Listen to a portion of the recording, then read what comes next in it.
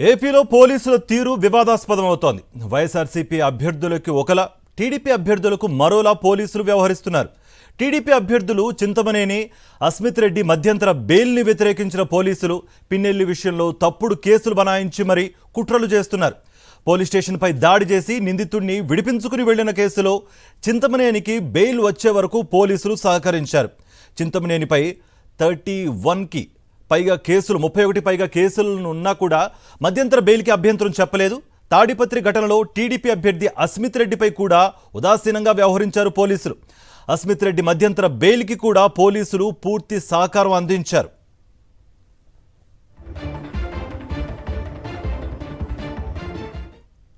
అదే పిన్నెల్లి విషయంలో కక్షపూరితంగా వ్యవహరించారు పోలీసులు. 23న పిన్నెల్లికి మధ్యంతర బెయిల్ రాగానే రాత్రికి రాత్రి పిన్నెల్లిపై మరో 3 తప్పుడు కేసులు బనాయించారు. పాల్వాయి గేట్ పోలింగ్ కేంద్రం వద్ద ఈ నెల 13న సిఐపై పిన్నెల్లి దాడి చేశారని ఈ నెల 23న నమోదు చేశారు ఈ కేసును.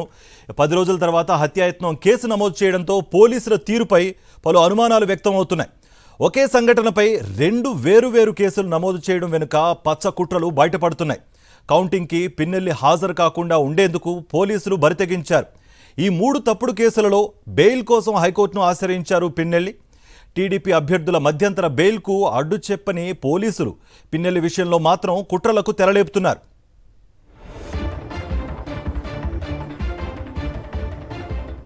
ఇదే అంశానికి సంబంధించి మరింత సమాచారం మా ప్రతినిధి వినాయకరావు అందిస్తారు. వినాయక్, పోలింగ్ రోజు కానీ అదేవిధంగా పోలింగ్ తర్వాత ఘటనల వెనుక పోలీసులు కుట్రలు ఉన్నాయి. తెలుగుదేశం పార్టీకి పోలీసులు కొమ్ము కాస్తున్నట్టు మొదటి నుంచి కూడా వైఎస్ఆర్సీపీ ఆధారాలతో సహా ఈసీకి ఫిర్యాదు చేయడం జరిగింది. కానీ ఎక్కడా కూడా ఈసీ స్పందించలేదు. ఈ నేపథ్యంలోనే మరోమారు ఈ ఘటన ద్వారా పోలీసులు ఏ విధంగా తెలుగుదేశం పార్టీకి కొమ్ము కాస్తున్నది చాలా స్పష్టంగా బయటపడిందని చెప్పుకోవాలి. ఉదాహరణకు మనం చూస్తే కనుక తెలుగుదేశం పార్టీ అభ్యర్థిగా దెందులూరు తరపు నుంచి పోటీ చేసిన చింతమనేని ప్రభాకర్ ఈ నెల 13వ తేదీ నాడు తెలుగుదేశం పార్టీకి సంబంధించిన ఒక కార్యకర్త వైఎస్ఆర్సీపీ కార్యకర్త మీద కత్తిరితోటి మెడ మీద దాడి చేసి హత్యాయత్నం చేశారు. ఆ ఘటనలో ఆ నిందితుడిని పోలీసులు అరెస్ట్ చేసిన సందర్భంలో 16వ తేదీ నాడు నేరుగా చింతమనేని ప్రభాకర్ పోలీస్ స్టేషన్కి వచ్చి పోలీస్ స్టేషన్ మీద దాడి చేసి ఆ నిందితుడిని విడిపించుకోవడం అనేది చాలా సంచలనమైంది.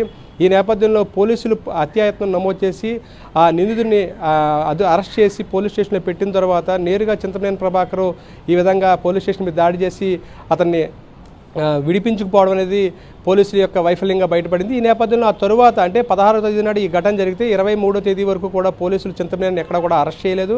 ఈ నేపథ్యంలో పోలీసులు అతన్ని పరారీగా చూపించారు. ఆ తర్వాత 23వ తేదీ నాడు చింతమనేని ప్రభాకర్ హైకోర్టును ఆశ్రయించి మధ్యంతర బెయిల్ పొందడం జరిగింది. ఈ నేపథ్యంలో ఈ మధ్యంతర బెయిల్ పొందే సందర్భంలో కూడా పోలీసులు అతని మీద 31 కేసులు ఉన్నాయని కానీ లేదంటే కనుక మధ్యంతర బెయిల్కు అతన్ని అడ్డుకోవాలని కానీ పోలీసులు ఎక్కడ ప్రయత్నం చేయలేదు. ఈ నేపథ్యంలో అతనికి హైకోర్టు మధ్యంతర బెయిల్ మంజూరు చేసింది. ఈ నేపథ్యంలో అతను కౌంటింగ్ హాజరు కావచ్చు అంటూ కూడా జూన్ 6వ తేదీ వరకు కూడా అతని మీద ఎటువంటి చర్యలు తీసుకోవద్దని అక్కడ పోలీసులకు స్వయంగా హైకోర్టు సూచించింది. ఇక ఆ తరువాత తాడిపత్రి ఘటనలో అస్మిత్ రెడ్డి ఎవరైతే తాడిపత్రి తెలుగుదేశం పార్టీ అభ్యర్థిగా ఉన్నారో అస్మిత్ రెడ్డి మీద కూడా ఇదే విధంగా పోలీసులు ఉదాసీనంగా వ్యవహరించారు. తాడిపత్రి ఘటనలో అతని మీద నాన్ బెయిలబుల్ సెక్షన్స్ పోలీసులు నమోదు చేసినప్పటికీ కూడా అతన్ని 10 రోజుల పాటు కూడా ఎక్కడా అరెస్ట్ చేయలేదు. ఆ తర్వాత తాడిపత్రి ఘటనలో అతను కూడా అస్మిత్ రెడ్డి కూడా హైకోర్టును ఆశ్రయించి మధ్యంతర బెయిల్ పొందారు. ఆ సందర్భంలో కూడా మధ్యంతర బెయిల్ని ఎక్కడ కూడా పోలీసులు వ్యతిరేకించలేదు. కానీ ఒకవైపున తెలుగుదేశం పార్టీ కార్యకర్తలు కావచ్చు, తెలుగుదేశం పార్టీకి సంబంధించిన అభ్యర్థులు కావచ్చు, ఎవరైతే ఈ విధంగా నాన్ బెయిలబుల్ కేసులో ఉన్నారో వారికి సంబంధించి పూర్తి స్థాయిలో పోలీసులు సహకరిస్తున్నారు. కానీ ఇక్కడ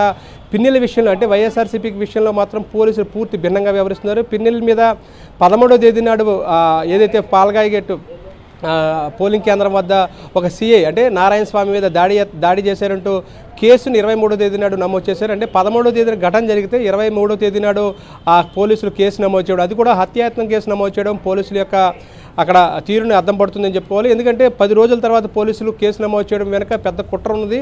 ఇది తెలుగుదేశం పార్టీ ఒత్తిడి మేరకు ఈ కుట్ర జరిగిందనేది కూడా వైఎస్ఆర్సీపీ ఆరోపిస్తుంది. ఈ నేపథ్యంలో ఈ కేసులో దీంతోపాటు మరొక కేసు కూడా మొత్తంగా 3 కేసులు అంటే 23వ తేదీ నాడు ఈవీఎం ఘటనలో పిన్నెల్లి రామకృష్ణారెడ్డికి బెయిల్ లభించిన తర్వాత హైకోర్టు మధ్యంతర బెయిల్ ఇచ్చిన తర్వాత అదే రోజు రాత్రి ఈ 3 కేసులు కూడా రాత్రికి రాత్రే నమోదు చేయడం అనేది పోలీసులు ఎంత కష్టపూరితంగా వైఎస్ఆర్సీపీ వ్యవహరిస్తున్నారో దానికి అర్థం పడుతుందని చెప్పుకోవచ్చు. ఈ నేపథ్యంలోనే ఈ ఘటన మీద ప్రస్తుతం కోర్టులో కేసు నడుస్తుంది. దీనికి సంబంధించి మధ్యంతర బెయిల్ ఇవ్వాలనేది గత 2 రోజులుగా దీనికి సంబంధించి పిన్నెల్లి తరపున న్యాయవాదులు వాదిస్తున్నారు. ఈ నేపథ్యంలోనే ఈ ఘటన మీద కూడా చూస్తే కనుక 9 కేసులు పిన్నెల్లి మీద నమోదైన నేపథ్యంలో మధ్యంతర బెయిల్ ఎక్కడ ఇవ్వకూడదంటూ కూడా పిన్నెల్లికి ఎగెనిస్ట్గా పోలీసుల తరపున న్యాయవాది వాదించడం జరిగింది. అదే తెలుగుదేశం పార్టీకి సంబంధించి అస్మిత్ రెడ్డి మీద 30 కేసులు, అదేవిధంగా చింతమనేని మీద 31 కేసులు నమోదైనప్పటికీ కూడా ఎక్కడా కూడా అభ్యంతరం వ్యక్తం చేయలేదు. కానీ పిన్నెల్లి విషయంలో మాత్రం చాలా కష్టపూరితంగా వ్యవహరిస్తున్నాడనేది వైఎస్ఆర్సీపీ మొదటి నుంచి వాదిస్తోంది. ఈ నేపథ్యంలోనే ఇప్పుడు ఈ ఘటనకు సంబంధించి